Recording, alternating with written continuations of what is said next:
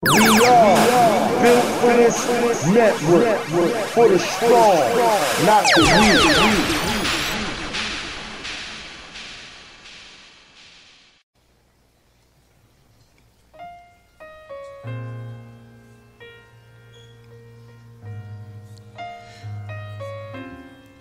weak. Yo, this is Big Illinois 73. I want you to tune in to the Backyard Podcast Music Sessions, Friday nights, 10 p.m. Central Time, on the Built for This network, on the Spreaker.com. Check us out. Hit the like button, subscribe. Peace.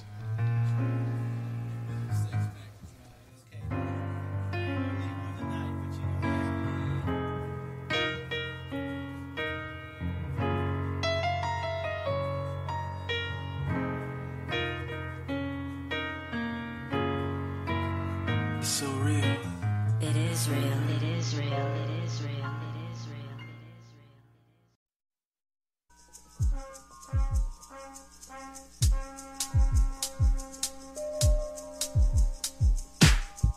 It's your boy D Greatest from South Central. Tune in on Sunday for Sunday Night Love Jones, 4 o'clock, 7 o'clock Eastern Standard Time, and on Mondays for Monday Night Love Jones, 4 o'clock, 7 o'clock Eastern Standard Time, for good music, good conversation, and good vibes. It's all about the love. Yeah, man.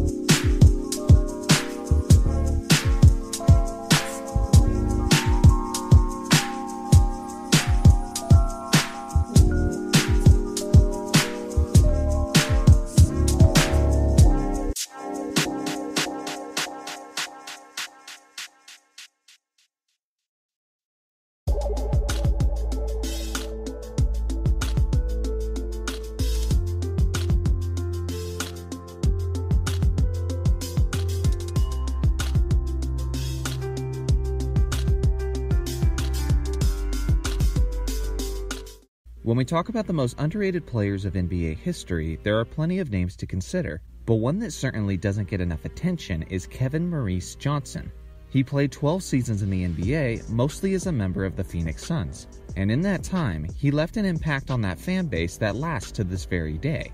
But as for the NBA community as a whole, many have already forgotten just how talented this guy was. So to gain a proper appreciation for his legacy, we'll start as we always do, by taking it back to the beginning of his career. Kevin Johnson was drafted with the 7th overall pick in the 1987 NBA draft by the Cleveland Cavaliers. The 6'1" guard was acquired by the Cavs with the intent of competing with a young Mark Price for the starting point guard spot. After 52 games in his rookie season, Johnson had lost the battle of the starting position to Price, which resulted in the Cavs trading Johnson to the Phoenix Suns, where his minutes would dramatically increase. As a 22-year-old in his sophomore season, which was his first full season with the Suns, he put up remarkable numbers of 20.4 points, 12.2 assists, 4.2 rebounds, and 1.7 steals on 50.5% shooting, which was good enough for him to be awarded the league's Most Improved Player award. As one of the team leaders, this amazing year-long performance propelled the Suns to a 55-27 record and into the Western Conference Finals, where they were eventually eliminated by the Los Angeles Lakers. That was far from Kevin's fault though, as he put up over 23 points and 12 assists in the playoffs as well. In this year, which again was only his second season, he became one of only 3 players in NBA history to have averaged over 20 points and over 12 assists in the same season. And the 2 others are arguably the 2 greatest point guards of all time, Magic Johnson and Isaiah Thomas. Kevin's incredible breakout into the NBA was powered by his many talents. He was a slasher who was fantastic at finishing around the rim and capable of consistently finishing over defenders a foot taller than him. He was a great ball handler, but he was also an elite passer whose all-time great vision and facilitating have been somewhat lost and forgotten among the NBA community over time. Kevin is one of those rare stars whose prime actually occurred in his early 20s. From 1989 to 1992, Johnson was one of the best point guards in the entire league, averaging 21.2 points, 11.1 assists, 3.8 rebounds, and 1.6 steals on 50% shooting. Compare that 4-year stretch to a 4-season stretch of Magic Johnson's career in which he won 2 championships, and we begin to gain a perspective on just how impressive Kevin was during that time in his career. In 3 of those seasons, Kevin consecutively averaged at least 20 points and 10 assists. He's one of only 4 players in NBA history to average at least 20 points and 10 assists for 3 straight seasons. Russell Westbrook, Isaiah Thomas, and Oscar Robertson are the only other 3 players who accomplished the feat. He was consistently leading the Suns to over 50-win seasons, but they were repeatedly coming up short in the second round or conference finals. That was until the summer of 1992 when they acquired Charles Barkley in a trade from the Philadelphia 76ers. The combination of Barkley, Johnson, and Dan Marley dominated the Western Conference. With that being said, in October, early into the season, Johnson suffered a sports hernia, and what would be an ongoing issue later into his career. Regardless, he helped lead the team for most of the regular season, on their way to a 62-20 record, which was the best record in the NBA, and a trip to the NBA Finals where they would face Jordan, Pippen, and the Chicago Bulls. They pushed Chicago to 6 games with all of their stars playing up to their usual standards. But Jordan and the Bulls were ultimately too much, adding Kevin Johnson to the long list of players who would have been an NBA champion if Jordan hadn't gotten in the way. Heading into the next season, Johnson proved once again that as good as he is in the regular season, he's usually even better in the playoffs. After winning 56 games in the regular season, Johnson raised his game in the playoffs, averaging 26.6 points, 9.6 assists, and 3.5 rebounds on 45.8% shooting. The very next year, in the 1995 playoffs, Johnson averaged 24, 9, and 4 on an incredible 57.3% shooting, which included epic performances against the eventual champion Houston Rockets. In Game 4, he dropped 43 points, 9 assists, 6 rebounds, and 3 steals on 18 of 24 shooting. And in the deciding 7th game, he added 46 points and 10 assists, which ultimately was just 1 basket short of defeating Hakeem and the Rockets. People correctly remember that Charles Barkley was the best player on the Suns during the majority of his career there. But many have forgotten or just never realized that there were some instances like this series against the Rockets where Kevin legitimately looked like the best player on the court. Unfortunately, Johnson's hernias and general injuries were beginning to catch up with him, as he missed a total of 109 regular season games during his 4 seasons with Charles Barkley as a teammate. At the end of the 1998 season, Kevin's health had declined to such a point where he was ready to retire at the young age of 32. Kevin didn't have a very long career by great point guard standards, and this is a major reason why you don't see him ranked very high on the all-time lists.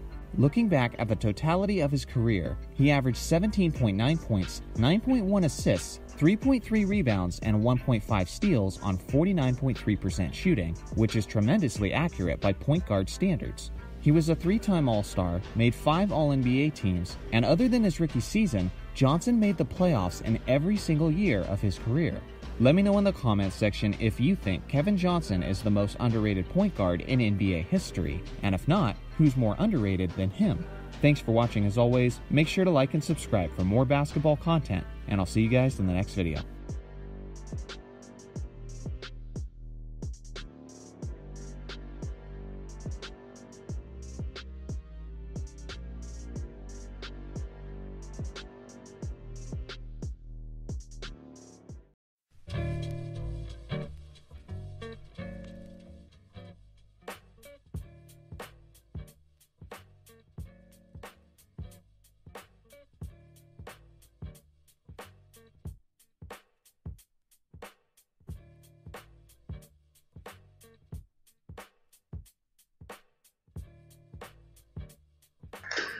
Welcome aboard, welcome aboard, welcome aboard. It's your man HRap B coming at you live and direct. It's another week. It's another bunch of stories to be told.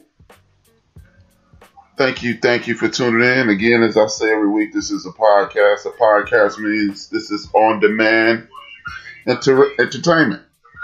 And if it's on-demand entertainment, that means you cannot miss the show.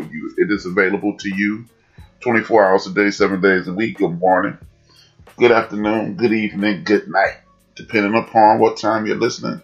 And if you are not listening live, you can catch it on Spreaker, YouTube, Apple Podcasts, Spotify, iHeartRadio, Google Podcasts, Castbox,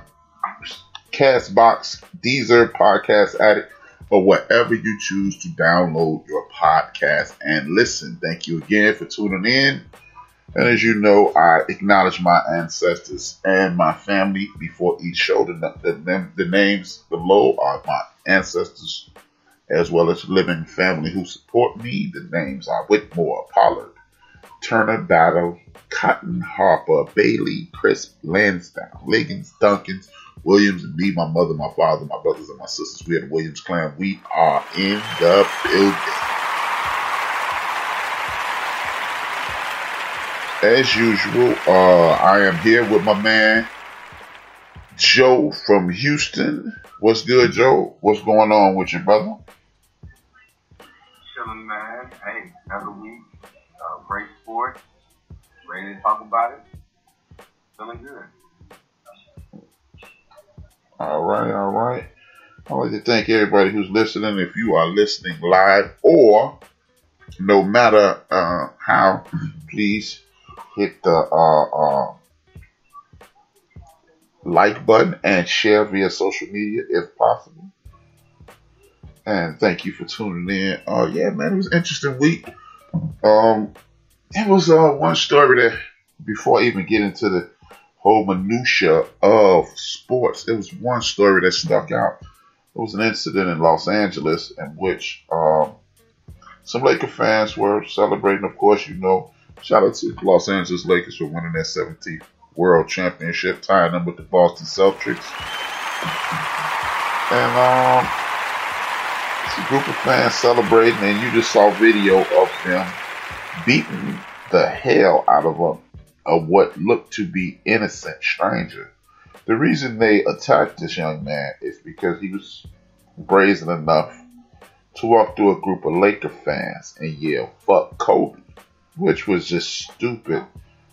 I mean, you got this fan base ignited by a championship. This is one of their greatest heroes, and you choose to insult this group of people's heroes, which makes zero sense, none whatsoever. It's just, I don't understand why people do stupid shit like that. And then there's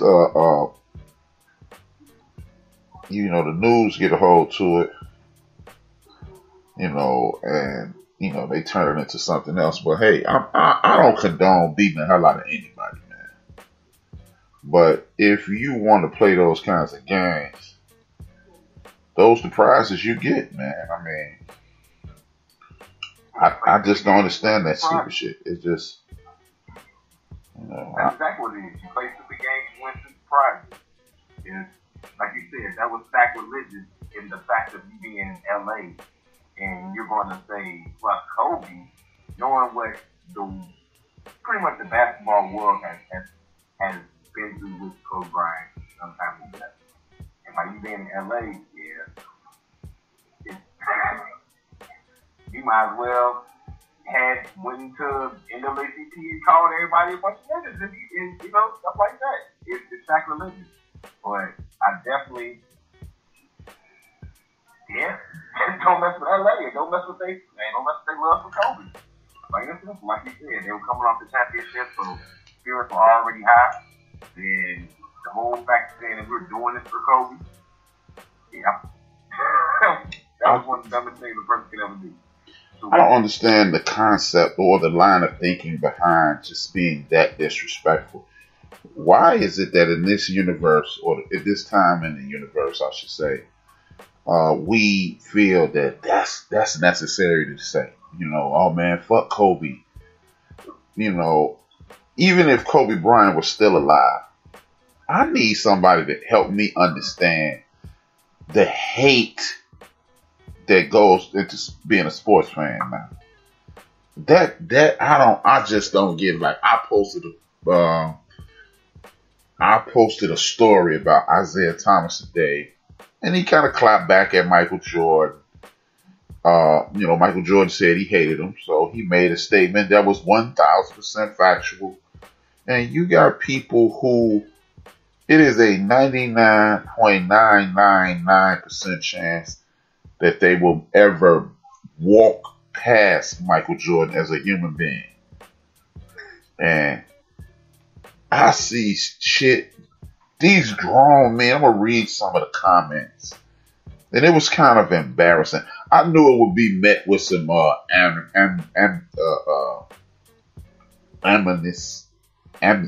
upset people. Animosity? Yeah. And, it was... That's aggressive. This motherfucker, like, some people were honest. Then you had the apologist stepped up and, man, why? And this one dude named Lou, he was like, hey, man, game over. He right. And this other dude said he right. Dude who I know didn't read I know this dude I'm speaking about, man, Steve Henley. I know he didn't even read the article. He said, fuck him. I will never respect Steve Henley. And if he listening now, I don't get down. He could tell me my name. He could read my name off my ID and I would probably have to check it. This is a dude who told me once that the Orlando Magic were going to win the NBA championship next season, back when Dwight Howard was there, the year after he lost to Kobe. He was going to win the NBA championship because I played it out on my Xbox, and that was the winner on did I say how to rock? On simulation. And I was like, what? And he was standing on it, and you see all this, man, fuck dude, I'm trying to find this one. Oh, called him a cocksucker. Fuck him. He a bitch. When did sports become that, man? You would think that the way people hate on these athletes, the way they say fuck them and I hate them and all that stuff, you would think they stole their girl or something, or more so kick their mama in the face or something like that. Like these are serious human beings, right? Like you can be a fan of a team and not like a player when they play you.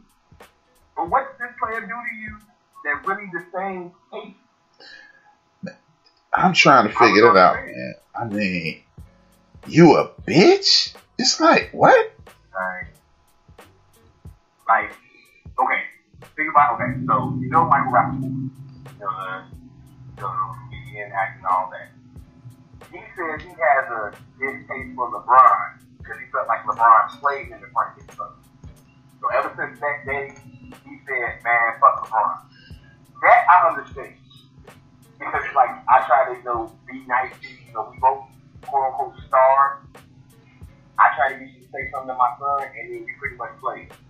Now, that's what I understand. Help me understand. Help me understand, because fuck you.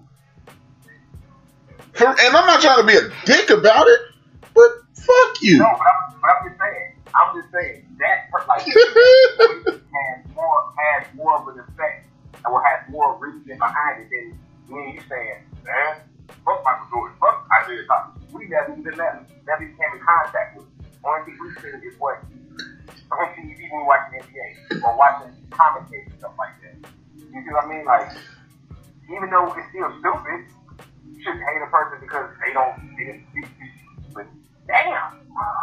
I mean, you mad at me because I didn't sit back and make your son feel like the special little guy. Look, okay, if I make your son feel special, why don't I have to stop and make everybody else's son feel special? I mean, I'm quite sure Michael Rappaport has told somebody no for an autograph. See, that's what I'm saying. I mean, dude, bruh. I mean, I just maybe I'm too far away from it, man, because it's just I don't get it. You know what? That's something I don't want to get. You're just a logical thinker. We talk about this all the time. You're a logical thinker. Certain things that people do, certain things that people say, just don't make sense. No. And then the thing with Mike, I honestly believe Mike is just joking. Mike is just talking crazy for the hell of talking crazy. Because he'll get over the top. I've seen him on Skip and Shannon and Dumbass show. And he has actually given LeBron his props. Like Chris Rock and DJ Envy got the same kind of thing going on. And it seems to be in fun. I remember being younger, not liking Larry Bird because they beat Dr. J. I can remember, that kind of stuff, but to be angry enough to call somebody a bitch because they don't like what I like. Come on, son. I mean, maybe, like I said, man, I don't have that type of energy, man. I really don't. But it's also social media thing. The whole social media thing, the social media ground that came on. They didn't think Twitter fingers, people want to be angry, they feel like they can say whatever they want, and there's no consequence in regardless. I mean, especially when you call things, like if you call out high school, you call out there something on Twitter, they might not even see it. Yeah, man. So people feel that's a safe haven to be like, oh man, fuck this guy, fuck that guy. But see, I'm comfortable with fuck this guy, cause man, I'm saying like RC just said, man, I still hate Larry Bird, but I know RC ain't plotting his next set of Twitter posts to let the world know, and it's like, man, what type of clown are you? And and I'm not blaming nothing else on social media, man, at all. I'm not doing that. Fuck, house finna burn down. This is the last end of the bench because I'm gonna be on fire. But it's just, man, I can't believe this nonsense, man. Again, man, maybe it's just me. I mean, maybe I'm out of touch with the sports thing.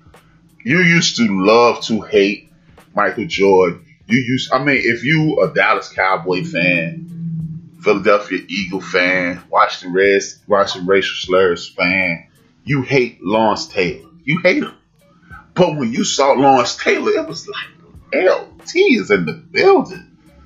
And I think, you know what, man? I think it might be this age group. No disrespect, your age group, fam. Y'all don't get punched in the mouth enough, man. For real. Y'all don't get socked in the face enough. It's the participation trophy crew. But wouldn't that be by your generation, though? Nah, because we was whooping people's ass. If our generation didn't get punched in the mouth enough, wouldn't it be coming from your generation that was supposed to punch us in the mouth? No, because my generation punched each other in the face. I think Kim is a day early. Is that Kim? No, man. This is the big Illinois, man. I got a phone, man. Oh, okay. The employee of the month is in the building. Much love to Big Illinois. Your unemployment claim has been dismissed. You late. Nah, man. It's okay. They throwing your case out. You late every day and you still got a job? It's over, homie. Yeah, man. President Trump said. Yeah. Let's see where they get you, Ice Cube. Hey, man, you can't have your sister in the background talking, man. You got to call us when you get home, homie. I'm not at home. You want me to hit y'all back when I get home, man? Yeah, hit us back when you get home, man. We don't need to know what your family talking about. Beat it, homie. Hey, man, you know what? Go Bears, man. Yeah, get off the phone, son. And we covering your segment, too. Hey, man, we mute, man. Bye, man. I can't figure out how to cut a phone off, man. Give me a second. Hey, how you work this phone? I'll put you on mute, man. You out of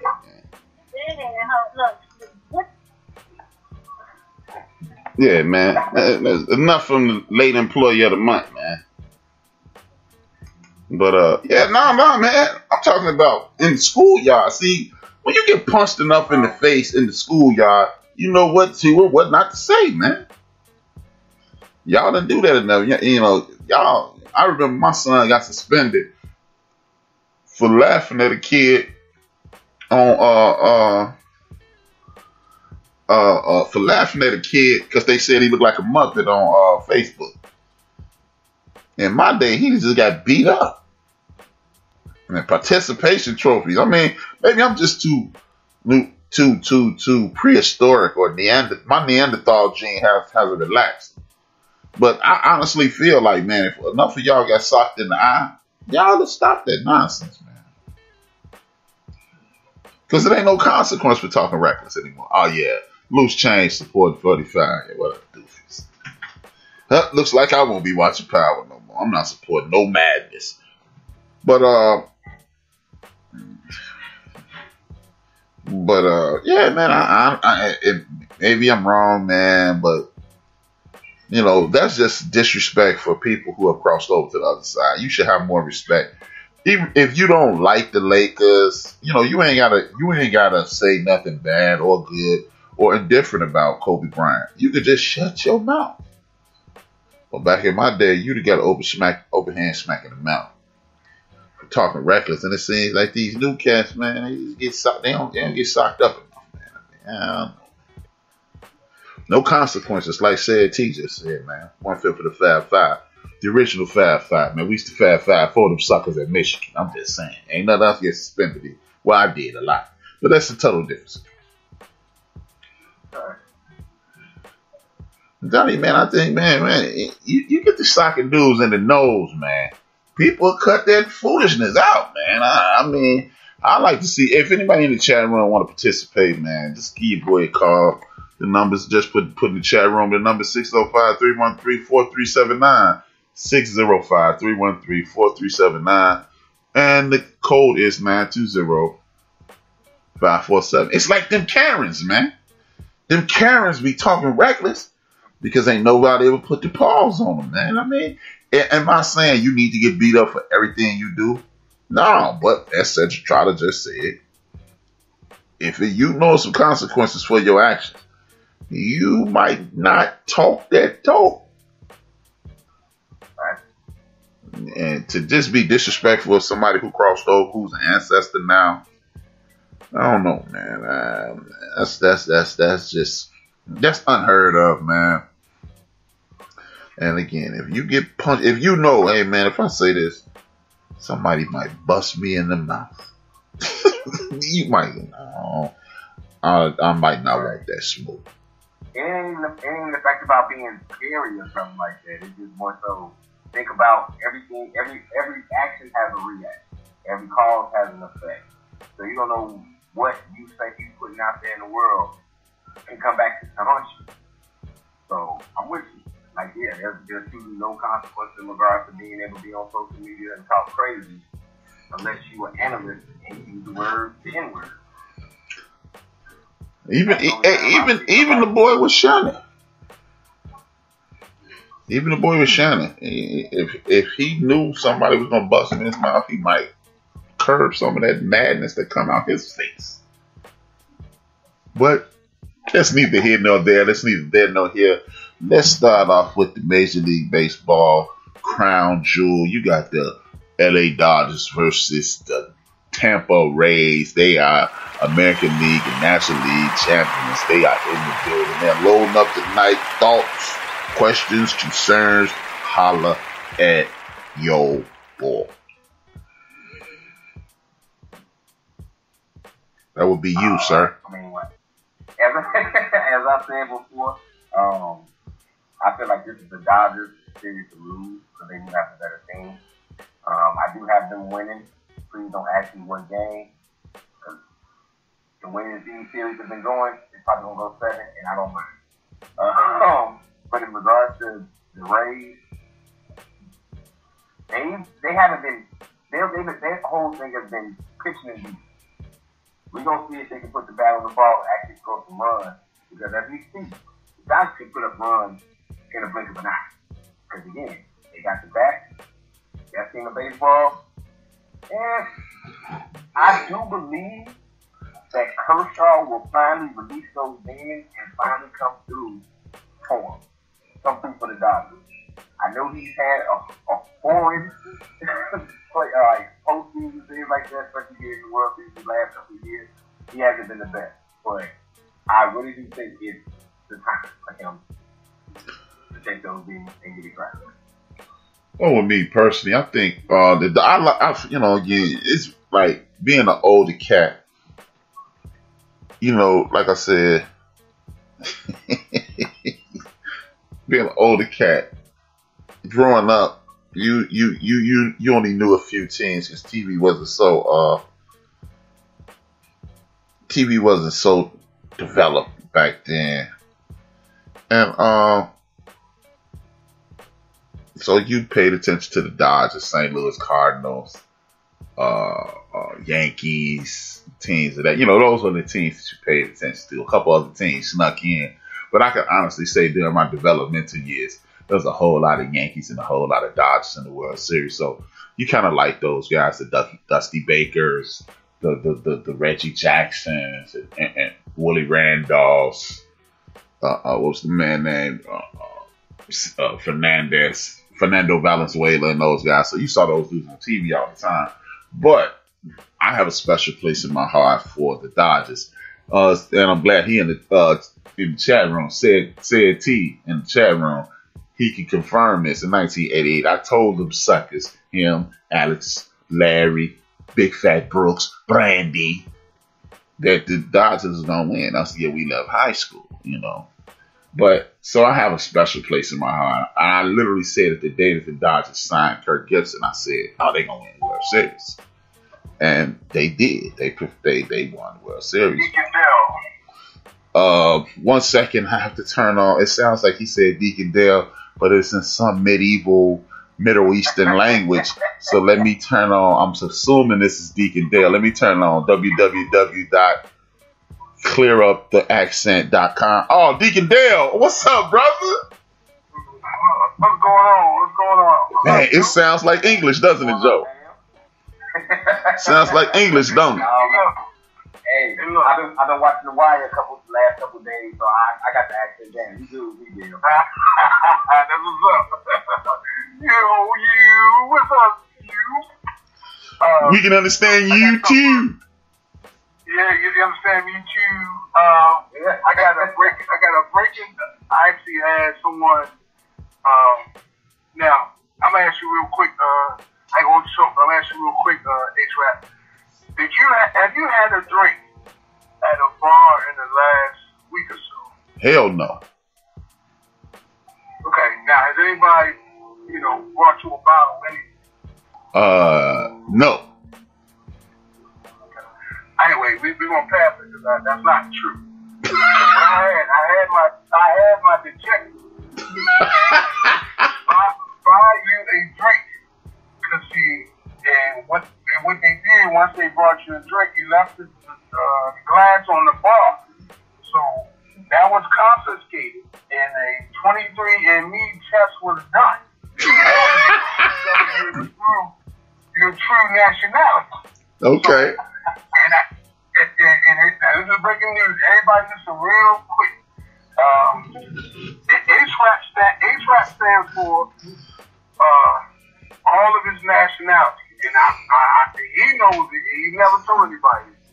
The H stands for Hindu, Rastafarian, Arabian, and Buddhist. I thought the P was for Filipino. I'm sorry, you're right. Filipino. So everybody, you have breaking news. HRap has been exposed to be a true class mutt. So can you please let the people know again what my nationalities are? Okay, we're gonna start. His nationalities are in his name. Starts with Hindu. He's Arabian. He's Hindu, Arabian, Rastafarian. Filipino. You forgot Rastafarian. Filipino. I'm driving, so I apologize. I'm driving, so I'm Filipino. So you got to throw that in there. You got a little exotic. He got a little exotic stuff up in him. So sure everybody knows when they turn to the end of the bench. That's why you can't understand them. There's all these dialects mixed into one.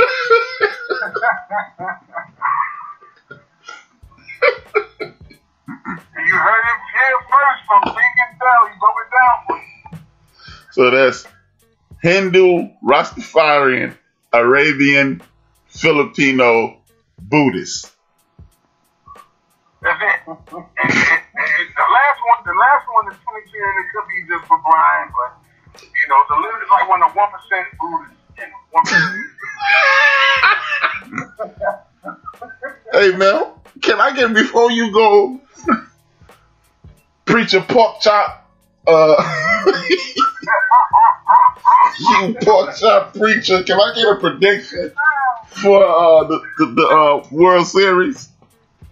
You know what? I like the Dodgers. I think the Dodgers are good. Now, the Rays have done great. They got a decent team. I think the Dodgers, they got too much firepower for a 7-game series.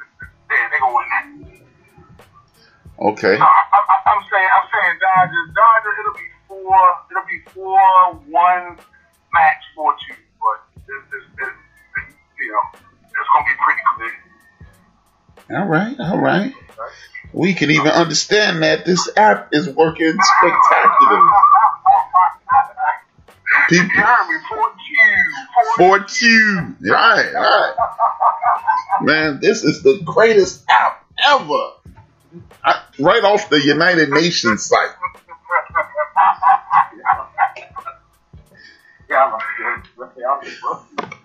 I mean, man. Shout out to Mark Zuckerberg. Because, I mean, you actually sound like you're in America, man. Oh, here we go. Oh, that's right, you're driving. That's right, you're driving. Because we know. I'm going to tell you, too, that the HRap, you slick, too. Because when you fill out them papers, you pick which nationality best get you the job or get you the benefits you need. You're a slick dude. You know, this week I'm all Hindu. This week I'm all Arabian. So it works out for you. Yeah, I mean, but we don't. Dale stands for Dinka Tribesman, Ethiopian, and Lithuanian. Damn fool, yo. Anyway, I ain't gonna derail your show anymore. I already done. I just wanted to. Oh man, that was hilarious, man. Much love, Digga Dale, man. Call in anytime, man. Much love, man. Alright, man. Y'all be cool, man. Tell the Kimbe Matumbo I said what's up. Yeah, man. All right, man. Peace out. Matter of fact, if you getting them beef patties, man, them beef patties or them allowed pies, so let me know. Oh yeah, cause hey, good looking out on the falafel last week. I really appreciate that. All right, man. That's my man Deacon Dale. He'll be on live tomorrow from 5 p.m. to 7. The happy hour quarter, Deacon Dale. Much love to Deacon Dale, man. I really appreciate you calling in, man. He told me that Sunday he was gonna call in and say that, man. I almost fell out on the phone. That man said, "Oh, that's what HRap stands for." But what did he say? Hindu, Rastafarian, Arabian, Filipino, Brian, with 1% Buddhist. Shout out to Deacon Dale, man. I'm gonna go with the Dodgers, man, because just for old time's sakes, and I like Mookie Betts. But if you put it like this, I'm going with the Dodgers because I like Said G more because I like Said G and I like D Great and I like Queen of the Pyrus, his blood gang. Oops, I let her secret out. His gift. So nobody knew she was a blood up until now. Blood gang. That's all I know. But nah, man. But I'm a dude who likes the underdog. I am a dude who likes the underdog, but I'm gonna go with the big timers, and I'm gonna go with the big team this year because You know, everybody all up in y'all feelings about the Dodgers getting cheated by the Astros, allegedly, knowing some of the Dodgers is cheating too. I ain't trying to hear that nonsense. I feel it though, man. If my team got cheated, I'd be mad too. But I ain't trying to hear that, man. I ain't trying to hear none of that, man. But I do like the Dodgers. I would have been happy to see. I would have been happy to see Dusty Baker and the Houston Astros. That would have been super drama for the Houston Astros, Dusty Baker to get back to the World Series against to the Dodgers, because then it would have been a hell of a showdown. The whole nation would have been watching. It would have been on fire. And the question is, Deacon Taylor just said, now, speak on David Price. He opted out, may miss a chip. That is the truth. Speak on that, young blood. Thoughts on David Price opting out of his potential second World Series title? Talk to me. Truthfully, until you said it, I forgot all about David Price opting out. Because that happened, like what, quote unquote, so long ago. It was so much happened in this season, now in the playoffs. I forgot they even had him. I like just more so not seeing him play, not hearing his name. I forgot all about him. That means you're a sellout, and by being a co-host of a sports show, you need to hurry up and sit your ass down. Because not knowing that makes you wrong. Not thinking of this is one of the biggest stories in sports. You're king of douchebaggery. I know, and to your apology, I go. Just so very many ways for me to say this to you. Never, not in a million years, absolutely not. No way, Jose, no chance, Lance, and yet, negatory, and of course my own personal favorite of all time, man falling off of a cliff. No!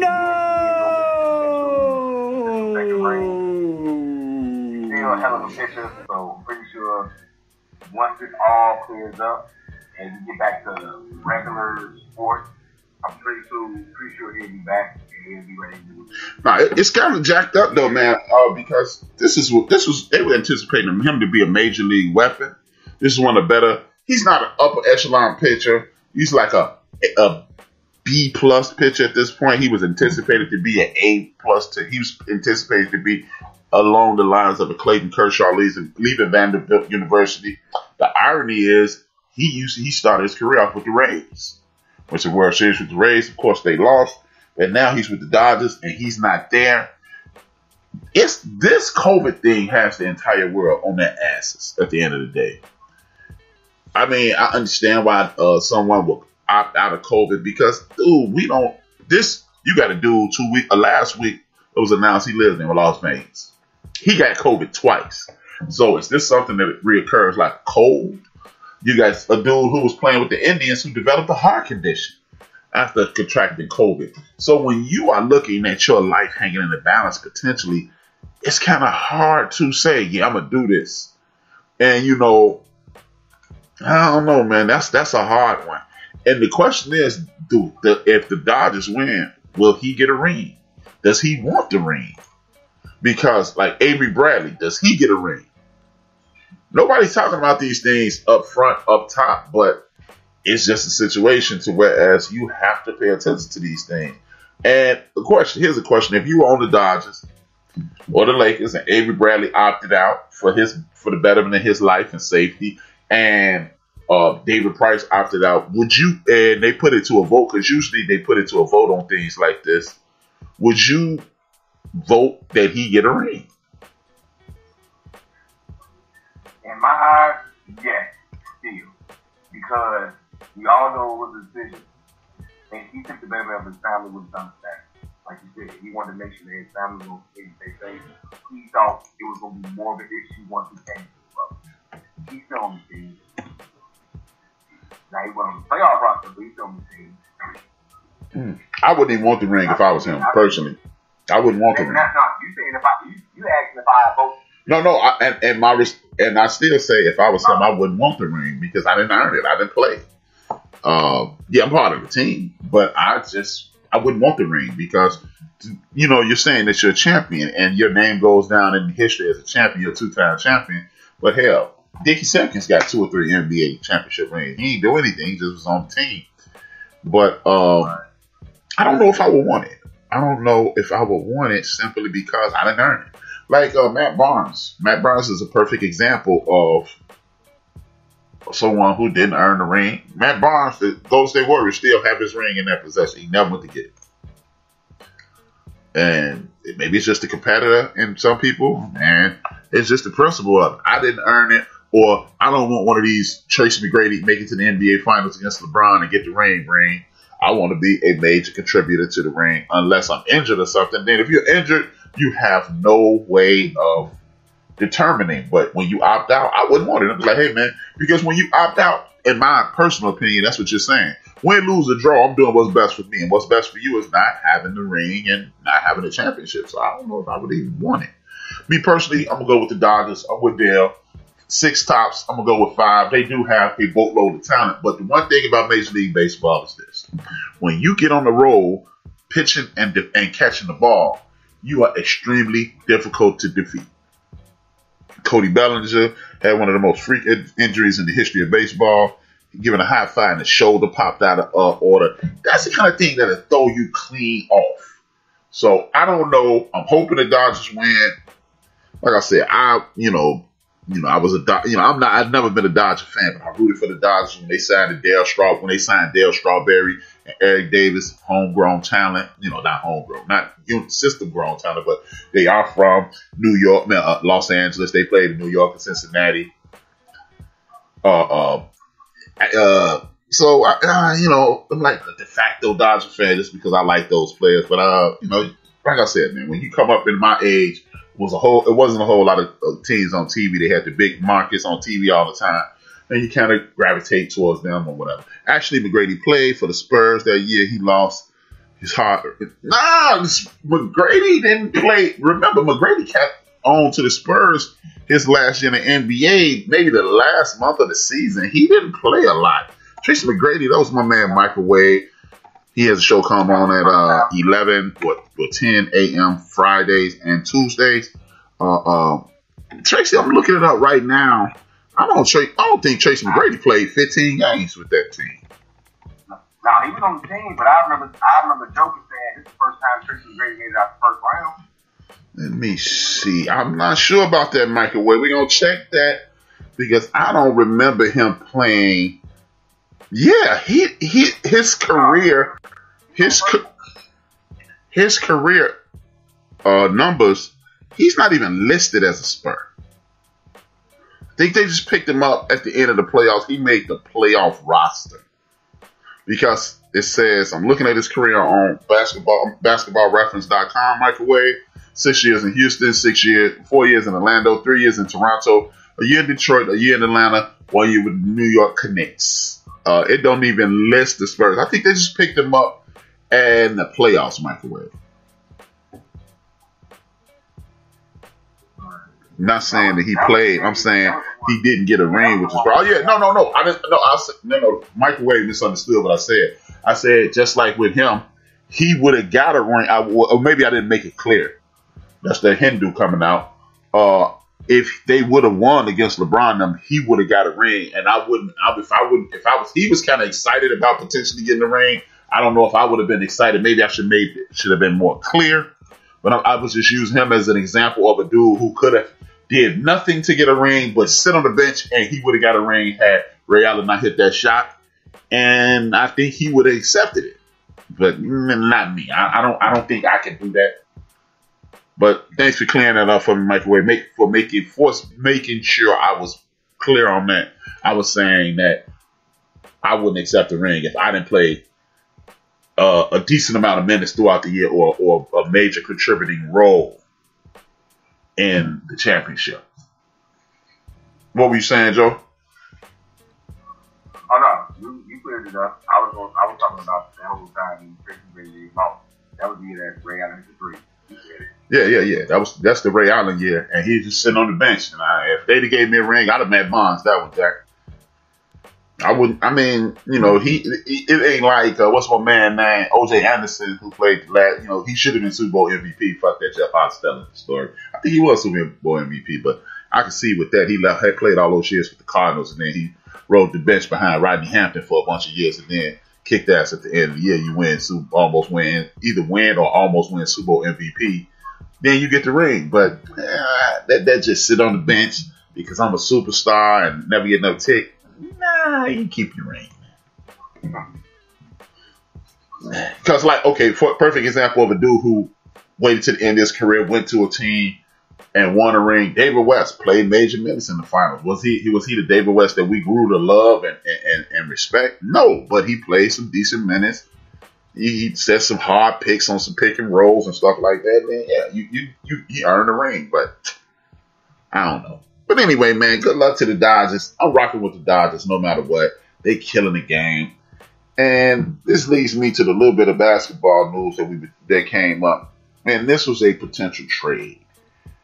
One CP3, a.k.a. Chris Paul, has been rumored to be going to the Lakers. The Lakers will have to all but strip that team down to nothing unless they have a new collective bargaining agreement in which you can be traded, and whoever you trade, you know, like baseball, you can be traded from the Florida Marlins or the Miami Marlins, and the Miami Marlins play a portion of your contract like with A-Rod and like with Giancarlo Stanton. One team plays a major portion of your contract, then you pay the rest, unless they got that in the NBA. How would you rock with that in regards to being the Lakers, or would you just reload and keep going? My man Microwave, who's a big-time Laker fan, said, hell no. Yeah, that's it. I agree with Microwave exactly. I wouldn't be taking on that contract for Chris Paul. Credit. I know on this show I advocated that I love Chris Paul as a point guard. I would love to see him, you know, in great situations. This Lakers situation, Chris Paul is what, 10, 11 years too late. You know, when it got snatched the first time is when it should have happened. But that's a whole other story for a different day. In regards to this, that Rondo, LeBron, AD is working. So get back Rondo, make sure you get Rondo back, retool up. Like I said, Avery Bradley should be back.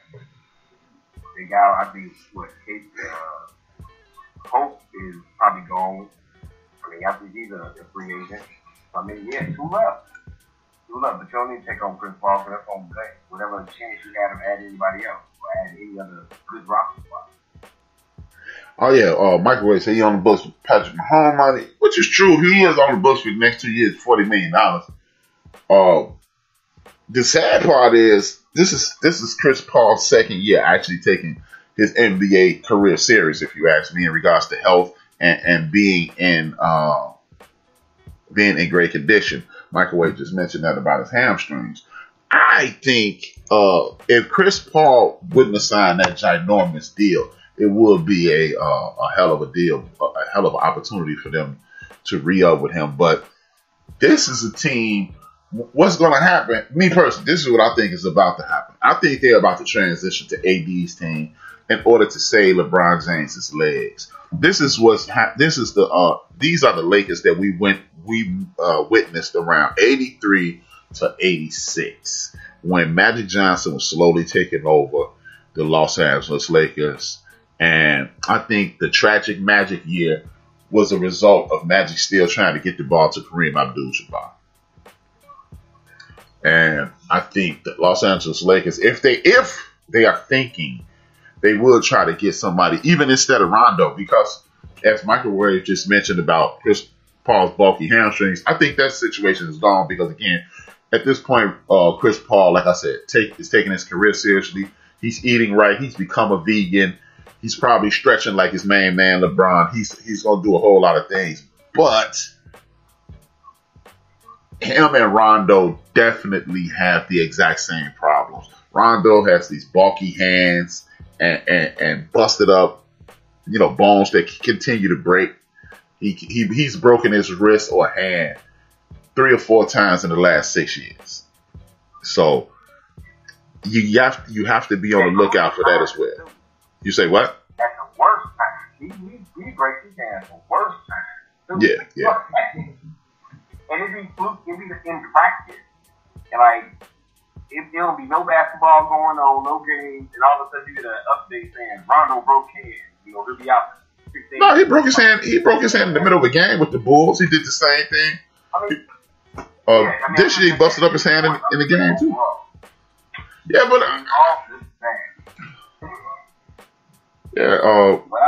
so I think they need to. But I think they need to work on replacing him as well. I mean, I would want to keep Rondo because Rajon Rondo, as y'all heard me say last week, I think he played himself into an NBA Hall of Fame slot. We've seen Rondo with, of course, he was the other guy. Him and Perk were the other guys with the big three. But then the next year, after the gigantic run they went on, you started to see the value of Rondo, and then Dwayne Wade kind of chicken winged him and busted up his elbow, and he was done. And then he came over to the Bulls, and he had the Celtics on the ropes again. And then he went down to where did he go? New Orleans, and they were kicking ass too. That was the only series that they won, and as you saw in the playoffs this year. So this is why I will go to my grave preaching. I don't want to hear about no stats. I want to see what your impact on the game is. And your impact on the game, if you ask me, should determine if you're a Hall of Fame or not. That's just me, though. A lot of people are, well, he didn't average this many points. But when I watched him play, I saw outstanding things. Like Scottie Pippen, the stuff that Scottie Pippen did does not register on the boards. When you look at Magic Johnson NBA Finals numbers in his last NBA Finals against Chicago Bulls, his numbers are career average numbers. But people fail to realize that first game, and I understand it's only one game. That first game, Magic Johnson had a 32-point triple-double with Michael Jordan guarding him, and he had his way with him. They switched to have Scottie Pippen, swung the momentum of the series. It's a different situation at that point. So when you look at his numbers, man, Scottie Pippen ain't that great. He's just Scottie Pippen. But when you watch a game, and you see the fact that he was, I can remember him covering Stockton, Mark Jackson, and others, whoever they needed to slow down at that point. Because the NBA basketball, you're not stopping anybody. You can just hope to slow them down. Like what's my man Dan Patrick used to say, you can't stop them, you can only hope to contain them. So you just slow them down. But Scottie Pippen used to do that. We supposed to got him 20 years. We supposed to get him when he was in his 20s, not knocking on 40s. Shout out to David Stern for ruining it for Laker fans, because David Stern gave the nice raw one to the Laker fans. Big up the rest of the piece, but you screwed the Lakers, buddy. Everybody like to tell the tale about how Mitch, what's his name? Mitch, whatever his name. You think of his name right now. Mitch Kupchak. Yeah, Mitch Kupchak, how he ruined the Lakers. But had Mitch Kupchak been able to pull off that Dwight Howard and Chris Paul trade, which should have went through, mind you. I understand that the league was owning that team at that point. It would have been a good look for the league. But hey, man, they should have let Chris Paul go there. Chris Paul would have a championship. Dwight Howard would have a championship, and then it'd totally be a different NBA at this point. But it is what it is, like Michael was saying. But what shocks me is guys like Microwave talking about, we're going to get Bradley Beal. If you were the Washington Wizards, would you give up Bradley Beal, who just happened to be John Wall's best friend? Nah, I'm not doing that. A lot of people keep saying that. Shannon Sharp keeps saying that. I don't see it. MJ nut huggers ain't trying to hear this. Oh, man, fuck Michael Jordan fans. How about that, RC? Fuck them, man. Fuck them again. All right, I got that out much. Microwave, I don't believe y'all keep saying this. Shock me, because I personally don't see how Bradley Beal is going to end up with the Lakers.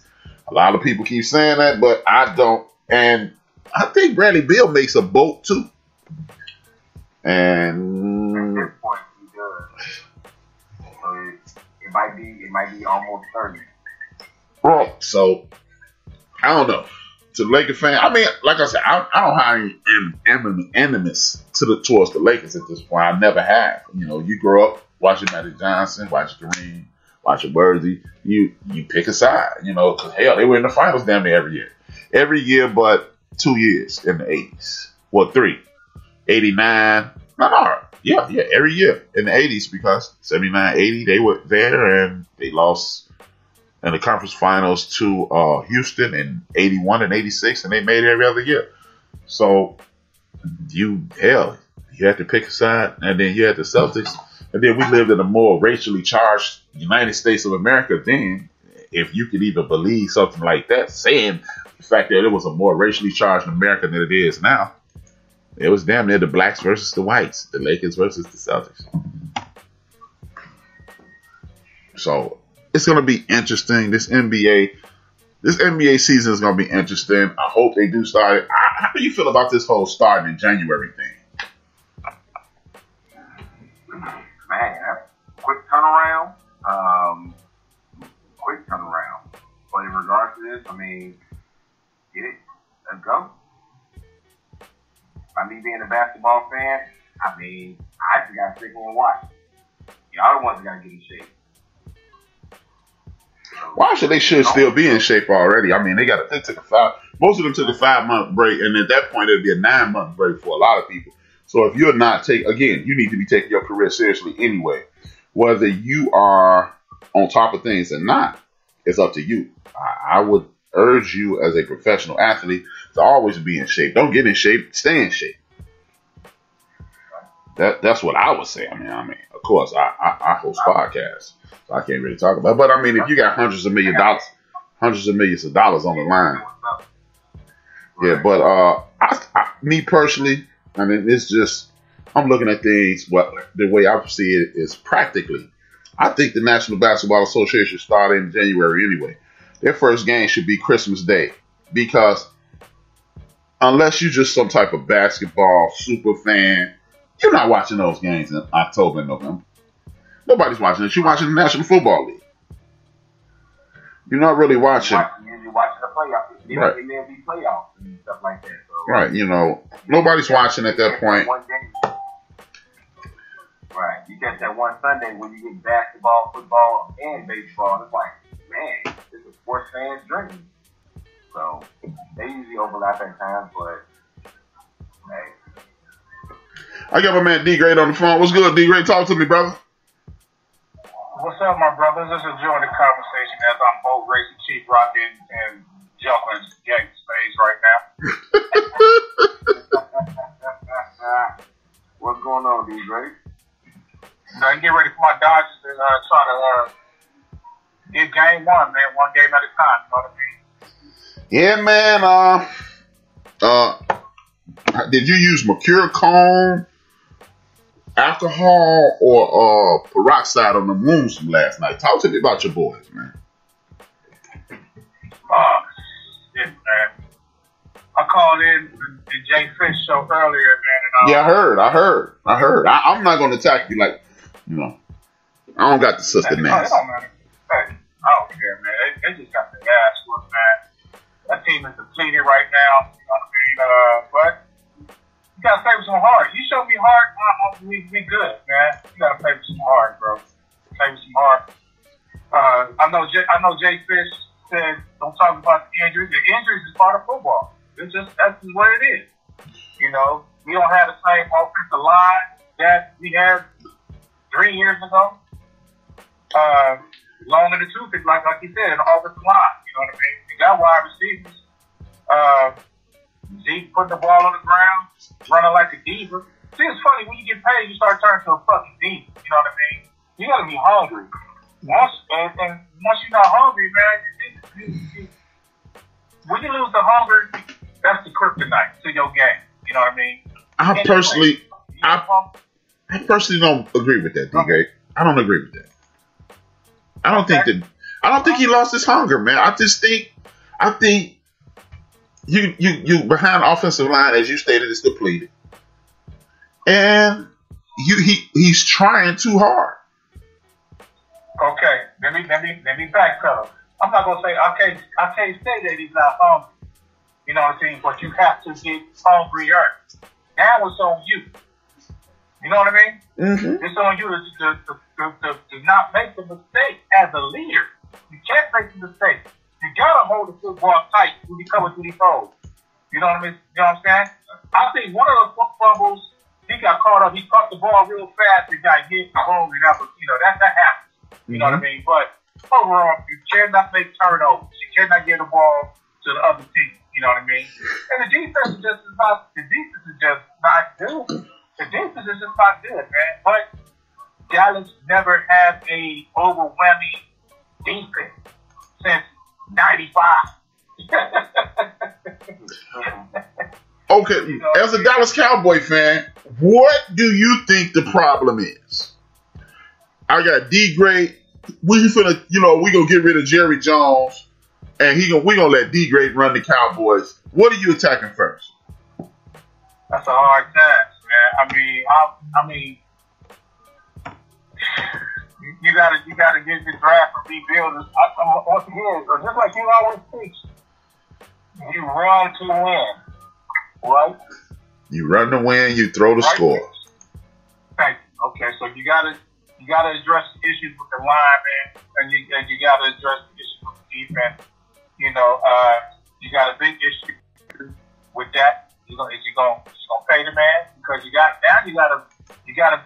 spread that money around to fix your team. You know what I mean? The Cowboys be easy, and we have seen it with that. And Romo average between 25, 30 points a game.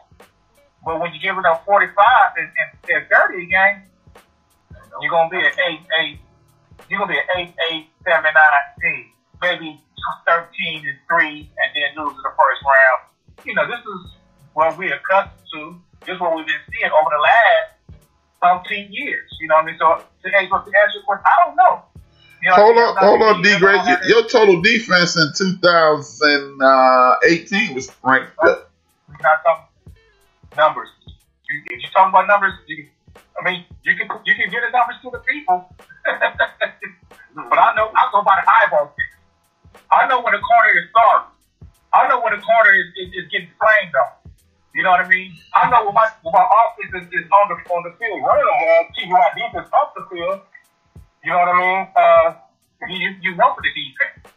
So, you can give the numbers, but I know when the talent is not there. I saw a dude get burnt last night. I'm like, there's no way in the world that dude that ran that touchdown is not that fast. He's not the fastest dude in the world. Why is he so, why the separation with him catching the ball is so far apart? That's technique. I know what you're talking about. You're talking about when the kid from A&M caught the ball, smoked him. Whoever he was dumb. You know what I mean? And that's not acceptable in my book. Okay. In high school, we'll be coming back in high school, college, whatever.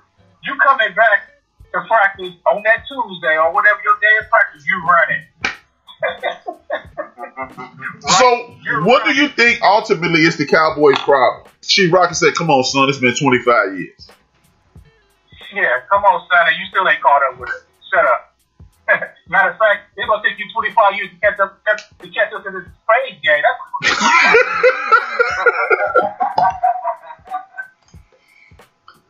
we playing with house money right now, man. Anyway, I don't know, bro. Do you think Jerry is the problem? Because the only consistent is Jerry. But so we wait for him to die? I don't know. I'm just saying. I mean, he seems to be the problem. So we wait for him to die. He ain't going to. Right. You know what I mean? His son has been trying to make some adjustments and help out. You know what I mean? As older he has gotten, but you know. So you would blame Jerry as the problem? He's not a good general manager now. Yeah. But it is what it is. It is what it is, bro. You know what I mean? Play. We can blame management up, but hey, me and you was on the field. We play until we get better, right? Yeah. You know what I mean? Yeah.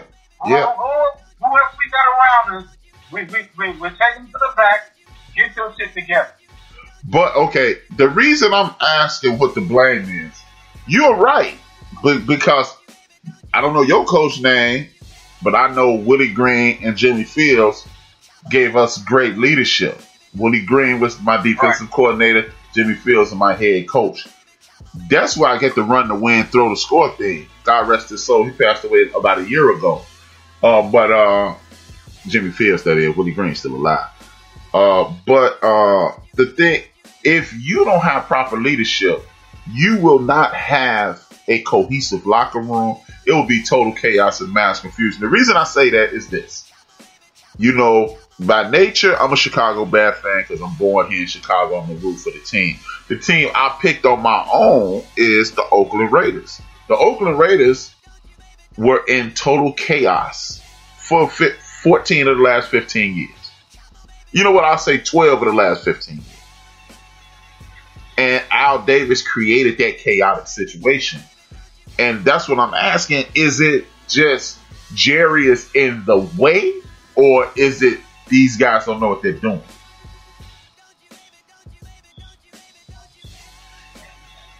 It's a combination. Oh. I can't believe it. It's a combination. I think leadership, you know what I'm saying? That's the key. Is he blocking great leadership? He's blocking. You know what I mean? So, guys, that's the question I would ask any Dallas Cowboy fan.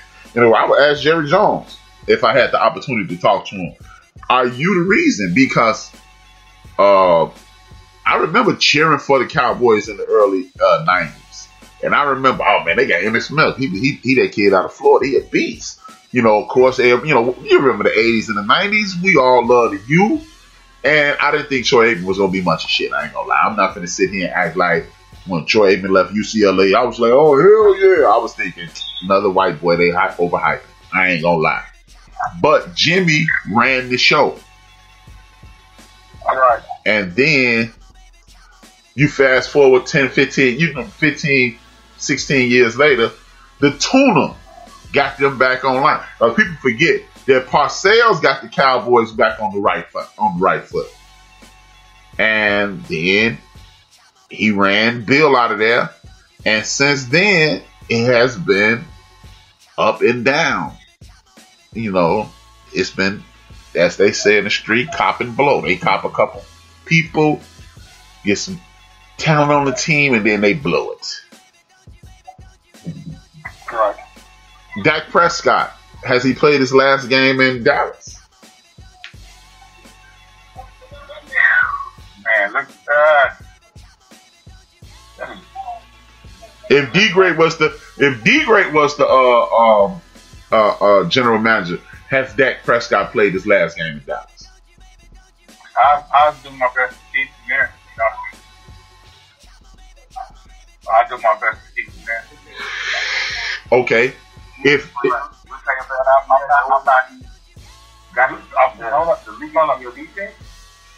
that's what I'm saying. I'll do my best to keep him there, but if we're looking at as a business, you know what I mean? In areas that need to be fixed. Yeah, you gotta weigh your options. Me personally, And I love Dak Prescott. Me personally, I think they missed the opportunity to re-sign Dak Prescott. They were supposed to. If this is me, and I'm speaking from a professional standpoint and a fan favorite standpoint. If you're Jerry Jones, if you're a solid GM, I think a real GM. Once you decided we're leaving Tony Romo, you got Dak on these peanuts. What you do is you sign Dak to an extension after they make the decision. We're not going back to Romo. That money would just be kicking in now. He would be at half of what people like Carson Wentz and Jason Goff and Watson and what's the boy Wentz, Waltz, and Mahomes. He would making half of what they make. He would stay loyal simply because you took care of me before it was time to take care of me. That is the fatal flaw in the Dallas Cowboys armor right there. That's it, full stop. He played himself. He played himself big time because he probably didn't think he was going to be that good. You know what I mean? No. They never offered. No. It wasn't up to him to offer him a contract extension. To me, you lock Dak up when you say, Tony Romo, you're out of here. To me, you turn to Dak and say, we're going to extend your contract. That contract would have just kicked in this year at $22-25 million a year, and it'd have been $10 million under what he was initially asking for at 35 to 40, and they would have boatloads of cap room. They played it out and played themselves.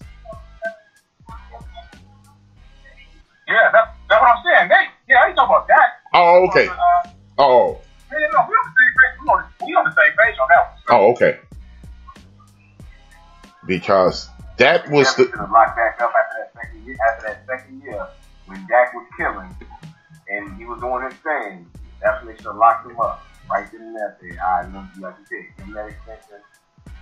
And as of right now, by him getting hurt and coming back, he's like, man, they would have that arm around him. Like you said, if he came to him now, he wouldn't even be upset because he took care of me when he thought I wasn't shit or I was something coming. Yeah, that was just smart money. If you're going to move away from Tony Romo, you take care of Dak immediately. You get him on your side, and now you got him negotiating. Now when everybody else making 51, you can go to Dak and say, look, man, I'm going to need you to take 46. So this is the other factor. If I can remember, him and Zeke was going up at the same time. You know what I mean? Yeah. But see, again, if you take care of Dak early, the Zeke money don't even matter. It's a moot point. If you think about it like this, D-Grade, quarterbacks are making, if they would have extended Dak 3 years ago, right? He would have been, you could have literally told Dak, take less than Matthew Stafford.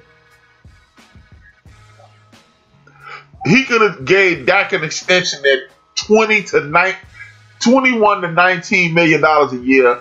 Dak would have been thinking, God damn, I'm making $300,000 to $500,000. Last year was his first year making $1 million. Dak would have been like, damn, hell yeah. Took that money. I'm almost making top quarterback in the league money. And you'd have re-signed Zeke. You'd have had cap room and things of that nature. At that point, you could have drafted the people necessary and potentially not be in the situation that you're in currently. You wouldn't be scrapping and scraping for offensive linemen, defensive players, and things of that nature because you have money as well as your franchise sold up.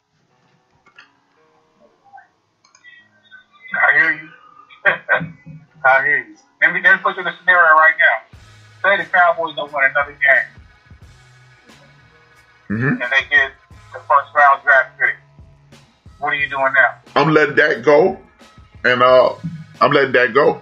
At the end of the day, I'm letting that go either way. It's not smart money to let Dak Prescott be a Cowboy next year. You already cash strapped on your salary cap. You have to hit the reset button because you screwed yourself. I text when you and Microwave were on the phone today. I text Microwave. Dak Prescott needs to be a Patriot next year.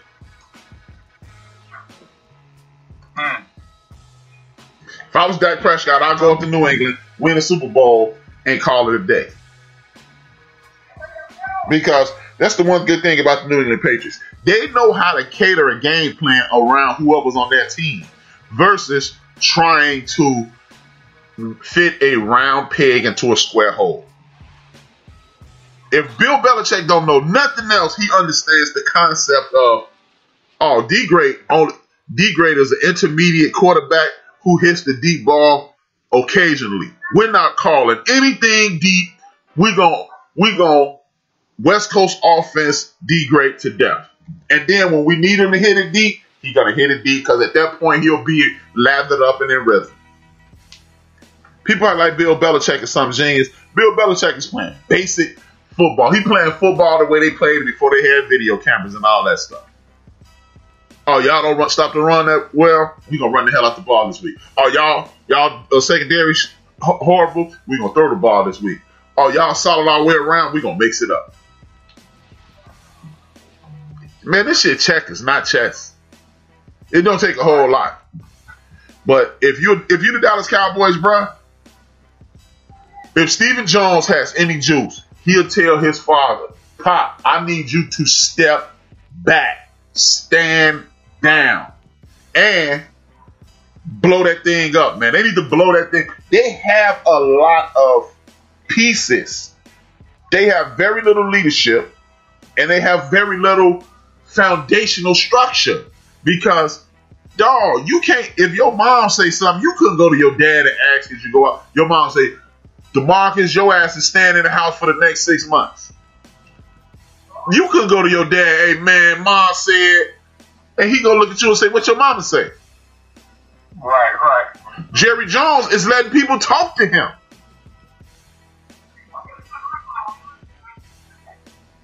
And that's what I believe the true problem with the Dallas Cowboys is. I think the Dallas Cowboys have no institutional structure, so it is chaotic. Don't nobody respect the new coach, because I can go to the boss and he gonna let me do what I want to do. And that's been the problem the entire time. That's why Jimmy left. Oh yeah, he fired. You can listen to the dumbass Skip Bayless. Oh, I was there. I watched every game. Yeah. Whatever, bro. Everybody with eyes know Jimmy Johnson was the straw that stirred the drink down in Dallas, in Texas. And what you have never seen, even dumbass Al Davis would not run away a damn good coach. You think about it, man. As hands-on and picky-on as Al Davis was, crazy, kooky, all the stuff that you want to call him, when Tom Flores was winning them damn Super Bowls in the early 80s and the mid-80s, only time you saw Al Davis is just win, baby, as Bob Costas is handing him the trophy.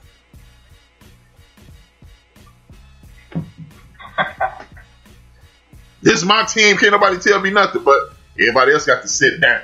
If y'all start losing, then I'm going to get involved. Jerry want to be the show. And everybody keep talking about, well, he learned his ways of Al Davis. Well, Al Davis was coach of the year in the AFL. I honestly believe Al Davis got that team because they screwed him with Hank Stram and Lamar Hunt got together and screwed him with the NFL merger. Because remember, he was the commissioner of the AFL. That's how he got that Raider team. People forget that Al Davis was the commissioner of the AFL. At one point, he was offensive coordinator, head coach of the Raiders. Then he became the commissioner of the AFL. They had a meeting in the parking lot in Texas Stadium, and ever since then, it went to hell. And that's why Al Davis had beef with all those dudes. But back on track, hey man, Jerry Jones is the reason your team is huff. That's just my personal opinion. You know what? You're gonna take the role of Big Illinois since he ain't here, man.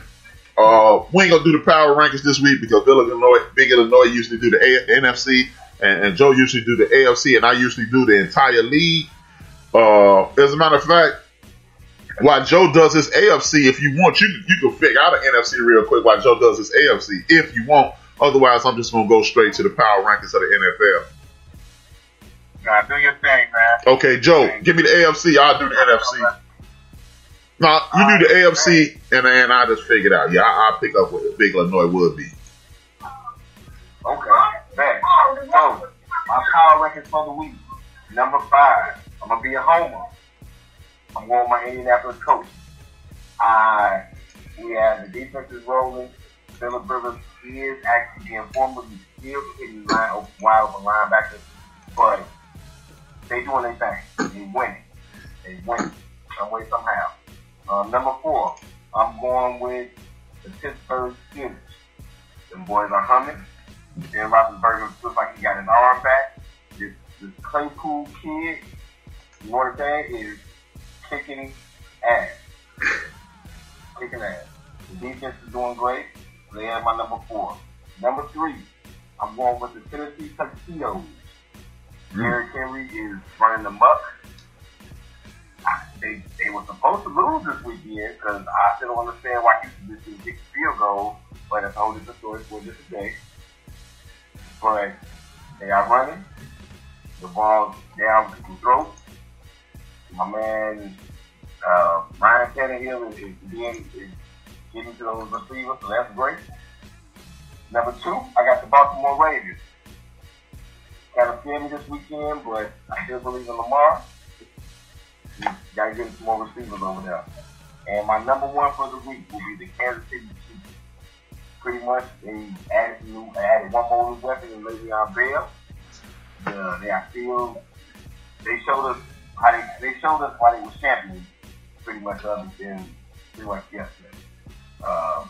So that's my top 5: Colts, Steelers, Titans, Ravens, and Chiefs. It's your list. I mean, I'm just asking. It's just a question I'm asking. You have a 4-2 team ranked higher than a defensive juggernaut and offensive juggernaut Pittsburgh Steelers team? I have them this way.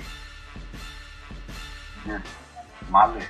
But yes, my list. I'm going all right. You're going to see what shakes up for the Well, in NFC, this is really just off the dome. I'm gonna start from the bottom to the top.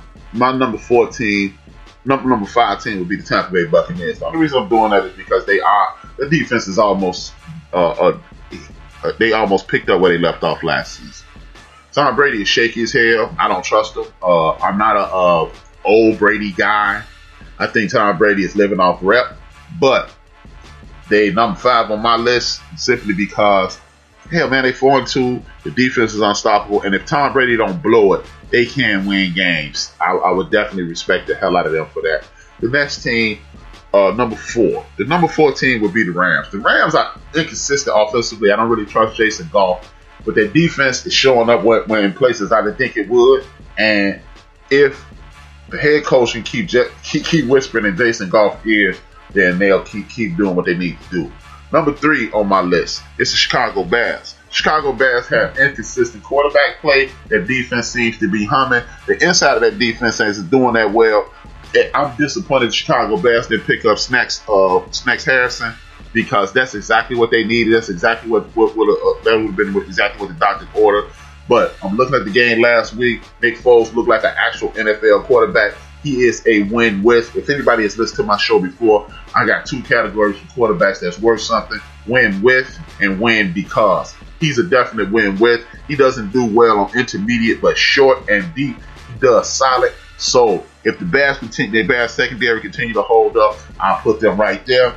The number 2 team, as Deacon Dale would say, shocking the world, with the Cardinals. My man Kyler Murray's out there balling. They got 2 gigantic weapons on the outside. You got this running back kicking ass on the inside. Kyler Murray looks like a 3rd, 4th, 5th year quarterback. Yeah, he was shook up a little bit because he was at the crib. I'm not gonna hold one game against him. And can I add something to that? Yeah. Don't base the Cardinals on that. No, I'm not basing. No. The Cardinals been playing well all season. Because everybody is basing Cleveland when they beat the Cowboys. Cleveland, they got that hype. You know my nickname for the quarterback in Cleveland. Hey, we have been making teams look like Super Bowl. So when we see the Washington Slurs next week, they're gonna look like they might put up 40. Everybody's gonna be like, oh. So don't base any team that play that to make it feel like look at a practice game. Oh no. But see, the thing is, they are also playing solid defense. Kyler Murray is not making mistakes. He's not making sophomore jinx mistake. He looks as if he's improving every week. So that's why I put him there. And the number 1 team is the Seattle Seahawks. Their defense is horrible. Their defense is putrid. Their defense is sick right now. But due to Pete Carroll's experience, and I'm a personal dude. I say football don't start till week 5. That's something I've been saying for the last, I don't know, ever since they took the physicality out of practice. I've been saying football don't start till week 5. That means I think the Seattle Seahawks will turn their defense around because repetition allows you to get acclimated with the defense. You add Snacks Harrison in the middle of that defense. I think that then Adams is going to come back healthy. I think the Seattle Seahawks will be a much better team than they are presently. Number one in the in the NFC. They are in the building. Pete Carroll, my man Danger Russ Wilson, he's in the building. There it is. Now, the overall, because this is what I'm preparing for. The overall National Football League picks. This is my get down. Number 5 team in the National Football League is the Buffalo Bills. The Buffalo Bills sucked all to be damned last night. Josh Allen looks wildly inconsistent, but hey, the Buffalo Bills before last night, and I made this list before last night, kicking ass, taking names, ain't playing no games. That was just me, and that's the way I see it. Now, number 14 in the National Football League, according to the HRap Power Rankings, is the Seattle Seahawks. For the very same reasons I just said, I do anticipate them rounding into shape, and there it is. I'm going to see that. Number 3 is, since I said 3, you know it is the Deacondales, the Baltimore Deacondales. If they can just make up their mind to run the goddamn football and use Lamar Jackson to the best of his abilities until he develops as a professional pocket quarterback, use him to be the man. I'm expecting big things out of Gus Edwards. I'm expecting big things out of my man Lamar. Mark Ingram got the ankle I ain't really worried about. And I think they will round in the shade. The number 2 team is the Kansas City Chiefs. The reason I said that partially because I don't trust Andy Reid. But last night he told me, HRap, go to hell. I will run the ball when I have to. And if I'm going to run the ball when I have to, then we're going to take people to the woodshed. The number 1 team is the Mike Tomlins, which I anticipate pushing them down a little bit. Their best linebacker, my man Bush, blew out his ACL last night. Mike Tomlin his defense is the Black Cat defense. Every freaking season, they get a major league player hurt since Mike Tomlinson has been there, whether it be Troy Polamalu with the high ankle sprain, which is as close you can get to a broken leg as you can get. This year, a couple years, James Harrison got hurt. My man from Ohio State jacked up his back and was almost paralyzed. Now Bush is hurt, but even though Bush is hurt, they still got Ben Roethlisberger. They still got these big-time wide receivers. They're still mixing it up, and they are still a Mike Tomlin-led team. They are the number 1 team in the National Football League, according to HRap. I'm in the building. Okay, D-Great, this is what we do, man. When Big Illinois is here, we do this rapid fire thing. You paid attention to all the games, right? I try to. Okay. This is what we're going to do. We're going to go, you and Joe, this is what we do. We do this rapid fire thing. I run down the list. I say what I saw. I say the team. You tell me what you saw. You tell me how the game went. And we are going action. Since you're a Dallas Cowboy fan, let's start there. Cardinals versus Cowboys. Speak on it. Nightmare. Cardinals I ain't gonna disrespect the Cardinals. They got a good squad.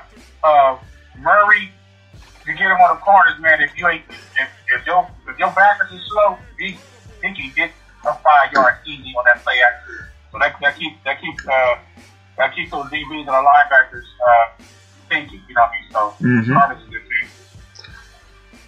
team. KC versus Buffalo Bills. Joe? Oh man, KC ran the ball. Edward Hilaire was amazing.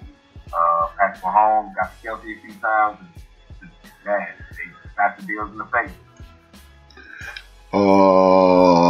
Tennessee Tuxedos versus the Texans. D-Great. Derrick Henry is a beast. How long can that hold up? You know what I mean? How long can that hold up? They old schooled it. They're giving them a lot of points on the defensive end because they know in the world Houston should have scored that many points on the road at Tennessee, the way Tennessee's supposed to be quote-unquote playing. But Derrick Henry is the man so far. Personally, I think this can last as long as possible. Remember, back in the day, Tony Dorsett, Walter Payton, O.J. Simpson, so forth and so on, when they were getting hit in practice, their practice was way more physical. They were doing 2-a-days. It was a more rugged game up until practice. And when you got to practice, when you got to the game, you were already beat up, and then you had got beat up in the game. Seeing how they don't practice that rough anymore, I do believe Derrick Henry can sustain this. He may be a problem for a very long time, but the problem is Ryan Tannehill and we're two dead flies smushed together. So how long can that last? The Bungles versus the Joes. Oh man, I love to take that one. I don't know what turned around, but by coaching down 21, I was ready to pass the 6, and something turned up, and he came back and won. I apologize to Phillip Rivers for this week. Me personally, I'm not going to apologize to Phillip Rivers. Phillip Rivers came into the league with a very putrid arm to begin with, and when you have a putrid arm to begin with, when you get older and your knees are gone, your arm is even weaker because people don't understand that you don't throw with your arm, you throw with your hips and your legs. Phillip Rivers should be finished. If the Colts want to continue to contend for the Super Bowl in 2020, Jacoby Brissett is the 2 words I have to say for you. D. Great, Vikings versus Falcons question, and then you give me your assessment. Should Zimmer be gone? Go.